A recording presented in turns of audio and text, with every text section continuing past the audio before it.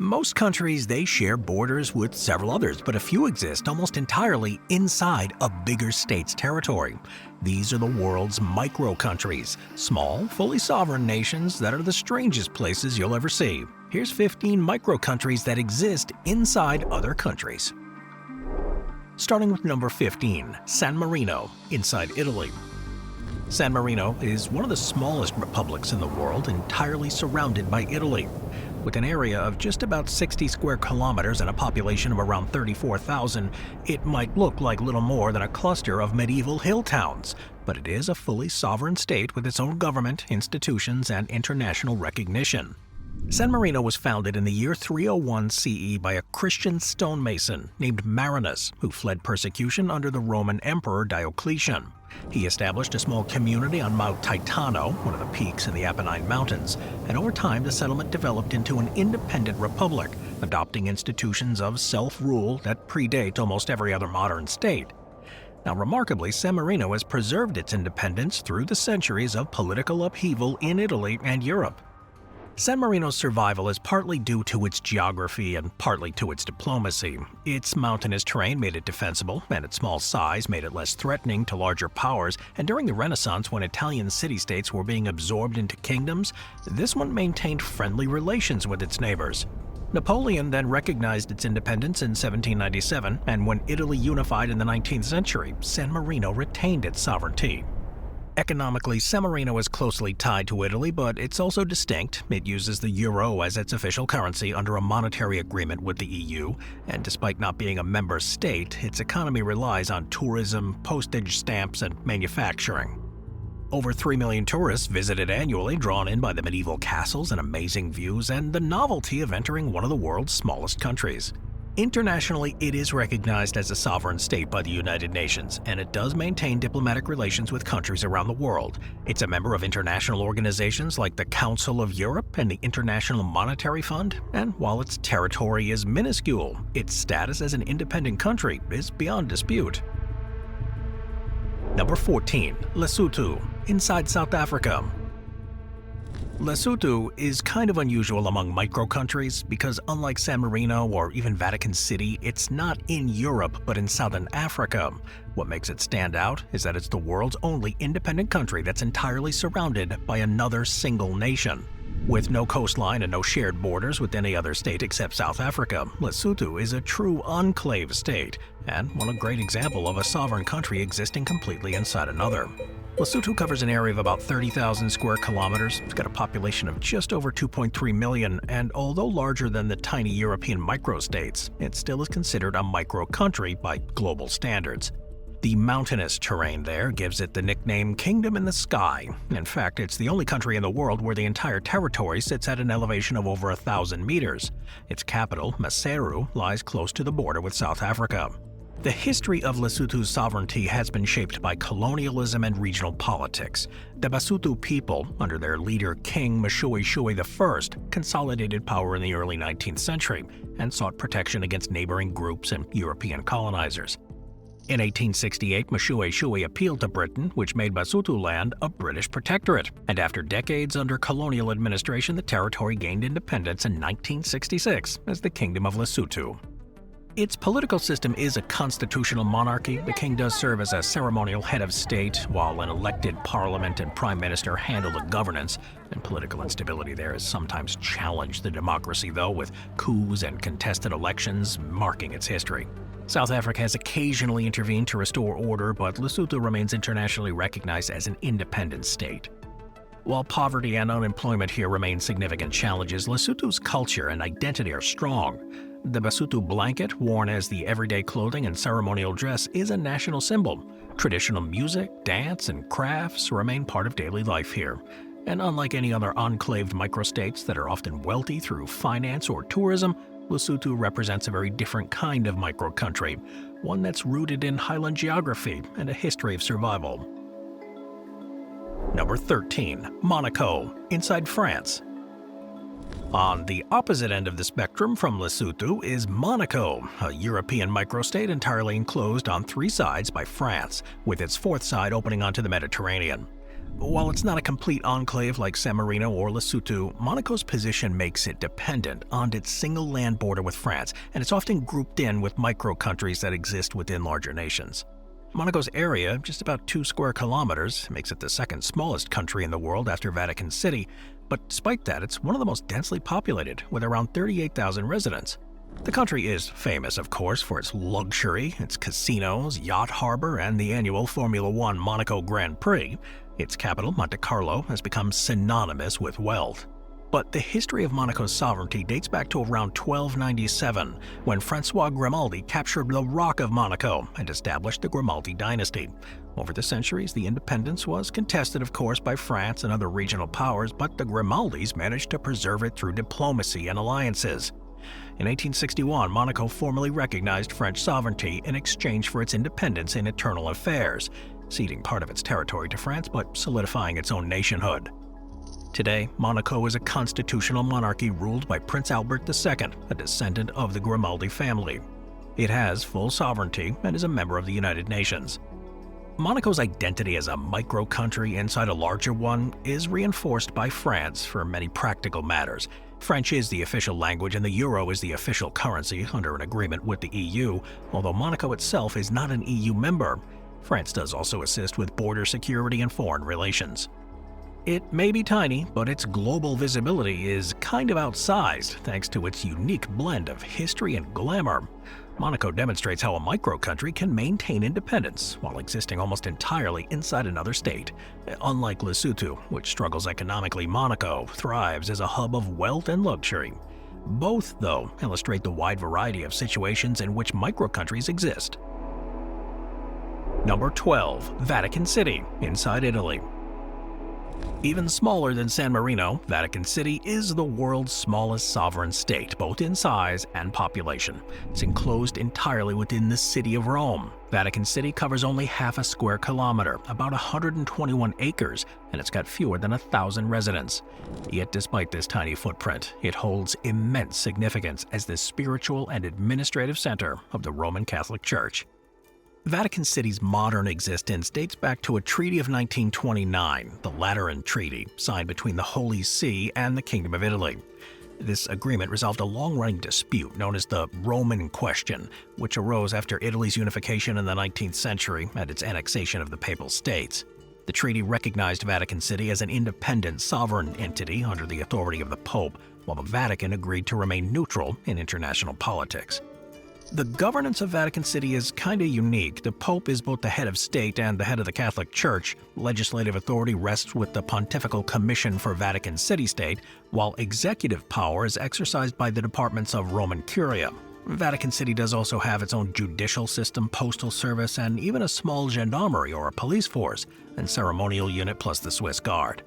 But despite its size, Vatican City is active in international relations. It issues its own passports, mints euro coins, and maintains diplomatic relations through the Holy See with over 180 countries.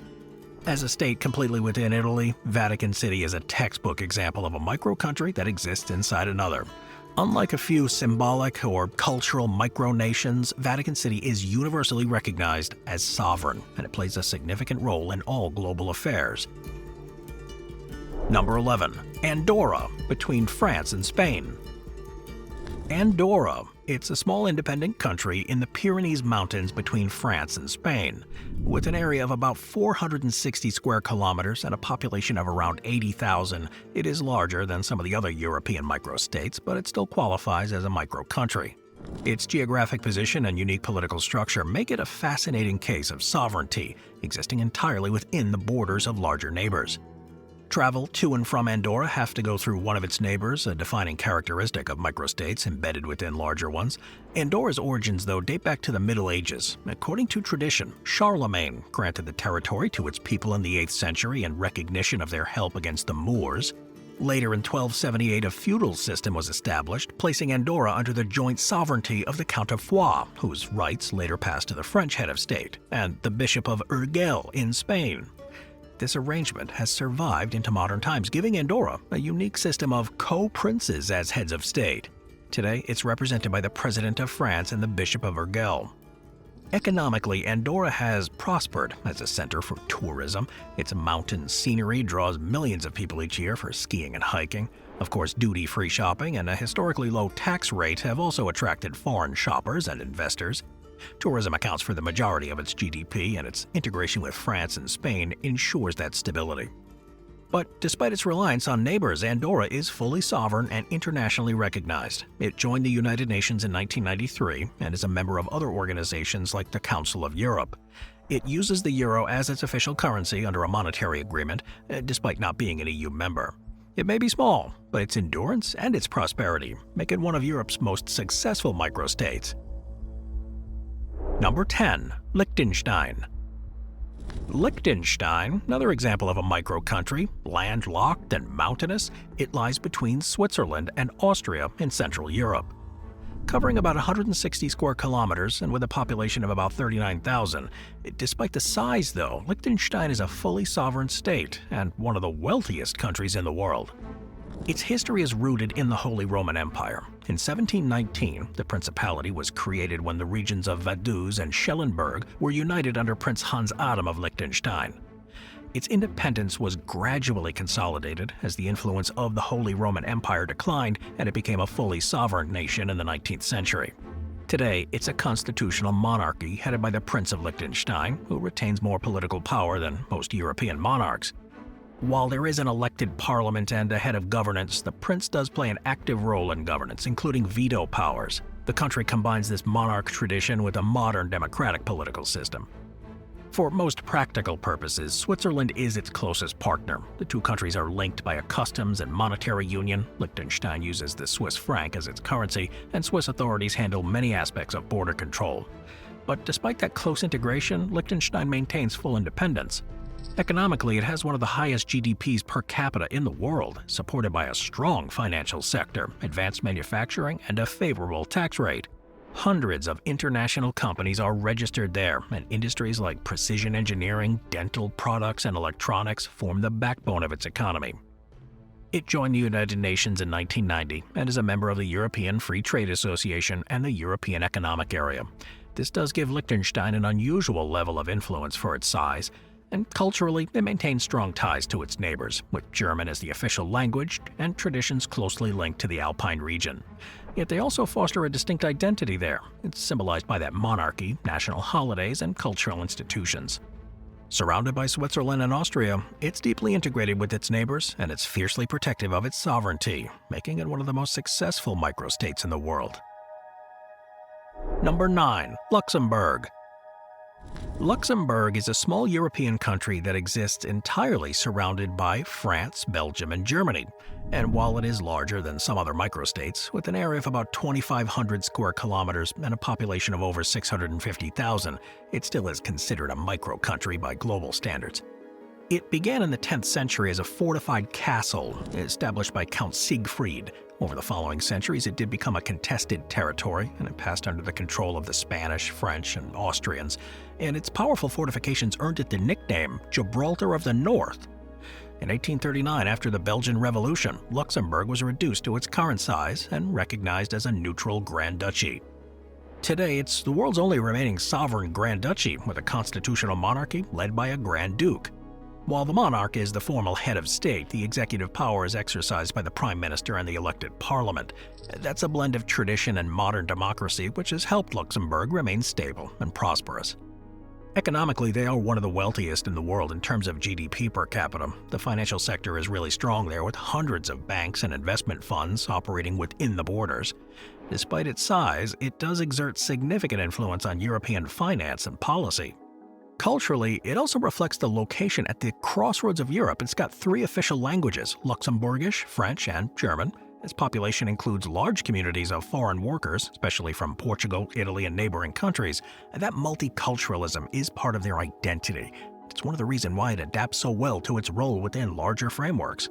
Luxembourg is a reminder that size doesn't determine your significance, and that small states can actually play crucial roles on the global stage.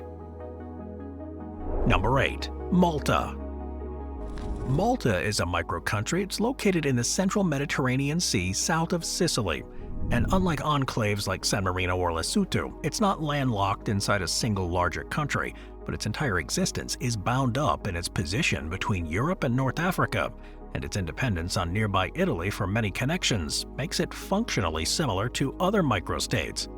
Malta is one of the smallest countries, covers about just 315 square kilometers, but it's got a population of over 500,000, making it one of the most densely populated. Its capital, Valletta, is a UNESCO World Heritage Site, and it's known for its Baroque architecture and history. That history is long and complex, shaped by its location. It's been occupied by the Phoenicians, the Romans, Arabs, Normans, and the Spanish, among others, and in 1530 it was granted to the Knights of St. John, who fortified it and famously defended it against the Ottoman Empire during the Great Siege of 1565. Later, Malta became a British colony in 1814, and it served as a naval base in the Mediterranean. It then gained independence in 1964 and became a republic in 1974. Today, Malta is a parliamentary republic and a member of the European Union. It uses the euro as its currency and participates in European institutions despite its size. It's known for its film industry, and many international productions use its landscapes and sites as filming locations. Plus, culturally, they reflect a blend of Mediterranean influences. Maltese, a Semitic language with heavy Italian and English influences, is the national language, while English is also official. Catholicism plays a central role in their society, with numerous churches and festivals shaping their culture. In terms of food, language, and architecture, Italian influence is visible everywhere. Malta really shows that microstates don't have to be landlocked or enclaved to face the realities of being small and dependent. Surrounded by the Mediterranean and positioned between continents, Malta survives and thrives through international integration, diplomacy, and culture. Moving on to number 7, Bhutan, between India and China. Bhutan is a landlocked country in the eastern Himalaya mountains, bordered entirely by two giants, India to the south and China to the north. While it's not enclaved inside one single state like San Marino or Lesotho, it is a micro-country in the sense that it's geographically small. Bhutan has an area of about 38,000 square kilometers and a population of just under 800,000, and it makes it one of the smallest and least populated countries in Asia. Its terrain is almost entirely mountainous, with elevations ranging from subtropical valleys in the south to the high Himalayan peaks in the north. The capital, Thimphu, sits at over 2,300 meters above sea level, and their history has been marked by a careful preservation of independence. It unified under the leadership of Shabdrung Ngawang Namgyal in the 17th century, who established a system of governance that combined religious and secular authority. During the colonial period, it then came under British influence, but it was never annexed, and when India became independent in 1947, Bhutan negotiated its own recognition as a sovereign state. The country is a constitutional monarchy, with democratic reforms in the 2000s which introduced a parliamentary system, but the monarchy remains a respected institution. It's notable for its philosophy of gross national happiness. That's a development framework that emphasizes well-being, culture, and sustainability over purely economic measures. Economically, it's small and dependent on its neighbors. Hydropower is its main export, with electricity generated from the Himalayan rivers sold to India. Agriculture, too, remains important, though modernization is still ongoing. The tourism there is tightly controlled through a high-value, low-volume approach, with visitors required to spend a minimum daily fee. That preserves culture and it reduces any environmental stress. And while Bhutan is fully sovereign and a member of the United Nations, it's heavily influenced by India, which handles much of its defense and foreign trade. That position shows the precariousness of microstates that exist between larger powers. Their survival depends on careful diplomacy and balancing your neighbor's interests. Though dependent in many ways, it's one of the clearest modern examples of a micro-country inside larger states' sphere of influence. Number 6. Brunei. Brunei is a tiny little sovereign state on the island of Borneo in Southeast Asia, and what makes it unique is that it exists entirely on land otherwise shared by two much larger countries, Malaysia and Indonesia. Brunei is bordered by the Malaysian state of Sarawak, and it's separated from the rest of the island by a narrow strip of Malaysian territory. Brunei covers about 5,700 square kilometers, got a population of around 450,000, but despite that small size, it's one of the wealthiest in Asia. Its capital, Bandar Seri Begawan, is a modern city with amazing palaces, grand mosques, and a population that reflects its Malay Muslim identity. Historically, Brunei was once the center of a powerful sultanate that dominated much of Borneo and the surrounding seas during the 15th and 16th centuries. Its influence declined as European colonial powers expanded, and much of its territory was absorbed by neighboring states. By the 19th century, Brunei had shrunk to its current small area. It became a British protectorate in 1888 and remained under British administration until it gained independence in 1984. Brunei is an absolute monarchy. It's ruled by Sultan Hassan al-Bolkiah, one of the world's longest-serving monarchs. The Sultan is both the head of state and the head of government, exercising near total authority. Economically, Brunei relies heavily on hydrocarbons, which account for the majority of its GDP and government revenue. While small in population, Brunei has one of the highest per capita incomes. Culturally, Brunei is predominantly Malay and Islamic. The official religion is Islam, and government promotes Malay Islamic monarchy as the national ideology. Despite that, though, the population includes minorities of Chinese and indigenous peoples. Though dependent on oil, Brunei has used its wealth to secure stability and maintain its own independence. That position inside Malaysia and Indonesia makes it part of a much larger regional context. It is therefore an example of how modern micro-countries can survive, maybe even thrive, while existing entirely inside the borders of other nations. Number 5. Eswatini, inside South Africa and Mozambique. Eswatini, formerly known as Swaziland, is a small landlocked country in southern Africa, with an area of about 17,000 square kilometers and a population of about 1.2 million. Now, what makes it notable in this context is that it exists almost entirely inside South Africa, with only a narrow eastern border connecting it to Mozambique. Their borders were shaped during the colonial era. The Swazi kingdom resisted absorption by neighboring powers in the 19th century, but it came under British control as a protectorate in 1903 after the Anglo-Boer War. When Britain granted independence in 1968, the country took back its sovereignty, and in 2018 it officially renamed the country Eswatini, meaning Land of the Swazis, to mark 50 years of independence and to avoid confusion with Switzerland. Eswatini is a monarchy and one of the few remaining in Africa. King Mosadi III wields significant political power, though there is also a parliament. Critics argue that the system limits democracy, as political parties have restrictions and dissent has faced repression. Annual events like the Umhlanga or the Reed Dance draw attention locally and internationally, but nevertheless the monarchy is central to their national identity. More than 80% of its imports and exports pass through South African territory, and the South African rand circulates alongside Eswatini's own currency. Many Swazis work in South Africa, particularly in mining and agriculture, while Mozambique provides a small eastern outlet. Despite challenges like high unemployment and one of the world's highest HIV prevalence rates, Eswatini has maintained relative political stability compared to many neighboring states. It maintains full membership in the United Nations, the African Union, and the regional organizations like the Southern African Development Community, which shows that even geographically enclosed states can assert their independence on the international stage. Makes it one of the clearest African examples of a micro-country inside a bigger state. Number 4. The Gambia, inside Senegal. The Gambia is another unique example of a sovereign state existing almost entirely within the territory of a larger neighbor. It is Africa's smallest mainland country, covers about 11,000 square kilometers, with a population of roughly 2.5 million. It's surrounded on 3 sides by Senegal, with its western edge open to the Atlantic Ocean. Its territory is defined by the Gambia River, which runs through the center of the country, giving it a long, narrow shape that stretches inland for about 320 kilometers, but never more than 50 kilometers wide. The Gambia's borders are a legacy of colonialism. In the 19th century, Britain and France competed for control in West Africa, and Britain established control over the Gambia River, while France consolidated territory around it, which became Senegal. The Gambia gained independence from Britain in 1965, while Senegal gained independence from France in 1960, but the peculiar borders remained, locking Gambia inside Senegal's territory. Despite its small size, though, it's got a complex political history. After independence, it was relatively stable as a parliamentary democracy until a military coup in 1994 brought Yahya Jammeh to power. Jammeh ruled for more than 2 decades, during which time the country faced human rights abuses and international isolation.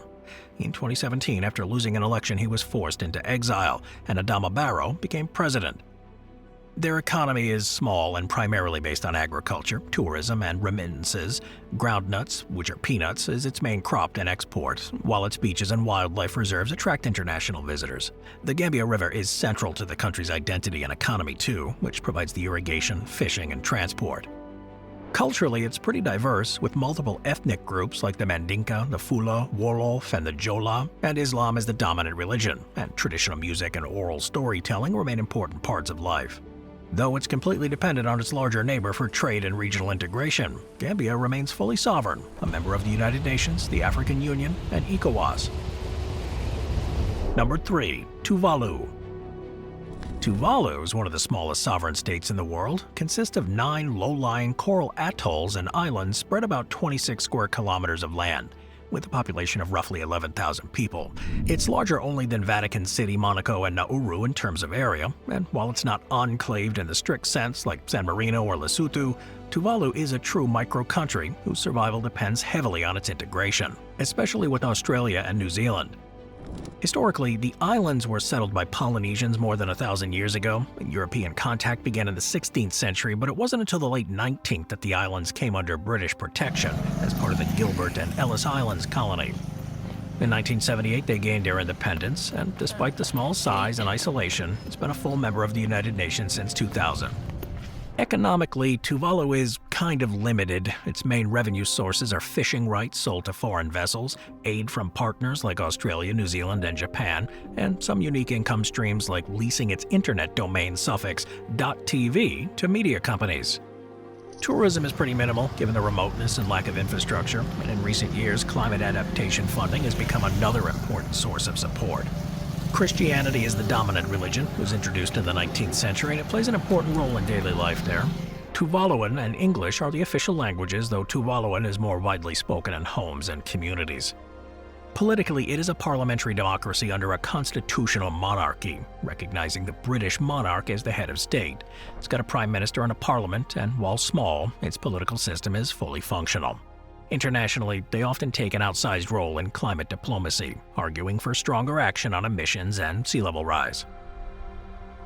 Number 2. Nauru. Nauru holds the distinction of being the smallest island nation in the world, covering only 21 square kilometers. It's located in the Central Pacific, just south of the equator. It's got a population of about 12,000.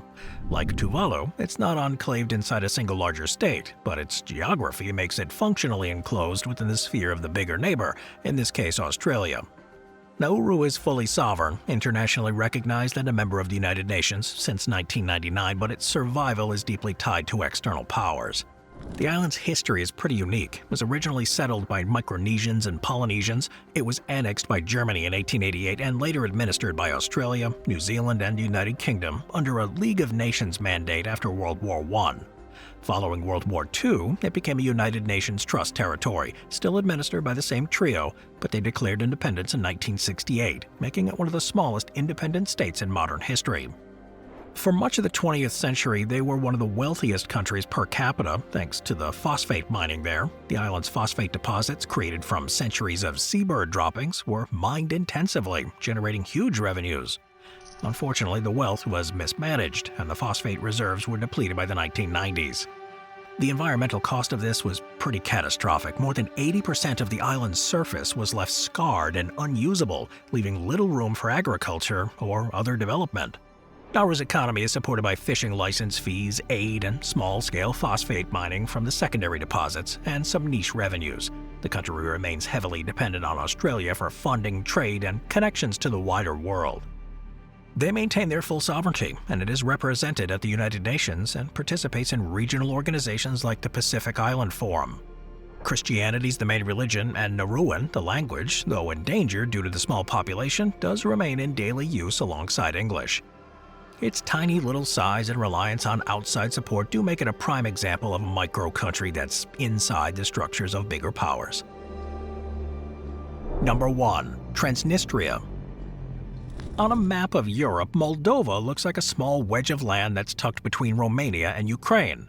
Within Moldova, however, there's an even smaller strip of territory that's long declared itself separate, Transnistria. It's officially known to its residents as the Pridnestrovian Moldovan Republic, or the PMR. Transnistria functions in nearly every way like an independent country. It's got its own president, parliament, military, police, currency, even borders with passport control. Yet internationally, it is recognized as part of Moldova. Transnistria stretches for about 400 kilometers along the Dniester River, hugging the Moldovan-Ukrainian border. It covers about 4,100 square kilometers, which makes it smaller than the U.S. state of Delaware, and it's roughly home to 460,000 people. The roots of Transnistria's unusual status lie in the collapse of the Soviet Union, as do many things. During the Soviet era, Moldova was part of the Moldovan SSR. The area east of the Dniester River today, Transnistria, was heavily industrialized and had a population made up of ethnic Russians, Ukrainians, and Moldovans. In 1990, local leaders declared the creation of the PMR, hoping to remain part of the USSR even if Moldova broke away. When the Soviet Union collapsed in 1991, Moldova became independent, but Transnistria refused to accept Moldovan authority. The dispute turned violent in 1992 when Moldovan forces attempted to reassert control. The short but bloody conflict known as the Transnistrian War left several hundred dead. A ceasefire was then brokered in July of 92 with Russian mediation, and since then it's remained outside Chisinau's control. The ceasefire froze the conflict without resolving it. Russian troops, officially named peacekeepers, stayed in Transnistria, supporting the separatist authorities. To this day, Moldova does not exercise power there, making it a classic case of country inside a country. There is a parliament called the Supreme Council and president, currently Vadim Krasnolevsky. The flag still bears the Soviet hammer and sickle, making it one of the few places in the world where the emblem still remains official. Yet despite all the trappings, no member of the United Nations recognized them as a country, not even Russia, which provides the strongest support to the region and has extended formal recognition. Economically, they've survived through a mix of industry, trade, and support from Russia. Soviet-era factories in Tiraspol and other towns remain active, producing textiles, steel, and electronics. Russia subsidizes the region heavily, though, providing natural gas at below-market prices and financial aid to pensioners. Despite its small size, though, their economy is pretty resilient. It trades with Russia and with the European Union, thanks to arrangements that allow the businesses to export under agreements. But still, though, corruption, smuggling, and lack of transparency has long been concerns there, with some outside observers labeling the territory as a black hole of illicit trade. Politically, though, they've maintained stability compared to some other unrecognized states. The leadership, however, is closely tied to Russia, and elections are not considered free or fair by international standards. For Moldova, Transnistria remains a major challenge. Successive governments have pledged to resolve the issue peacefully, but negotiations under international formats have made little progress. The presence of Russian troops, despite Moldovan demands for their withdrawal, shows the geopolitical weight of this situation. In the context of this list, though, Transnistria is perhaps the purest example of a micro-country that exists inside another. It shows how local communities with support from external powers can carve out a quasi-state with an internationally recognized border and maintain it for decades. But the future of Transnistria is uncertain. Some argue that integration with Moldova, possibly with special autonomy, is the only solution. Others believe that closer alignment with Russia is inevitable. For now, though, it continues as it has since 1992, a sliver of territory that insists on being a country existing entirely within Moldova, but operating beyond its control. Transnistria may not be recognized, but it's endured long enough to be part of the fabric of Eastern Europe. It is a micro-country inside a country, and for the world, Transnistria remains a reminder of how fluid borders and identities can be, and how even the smallest strip of land can defy the neat categories of international politics.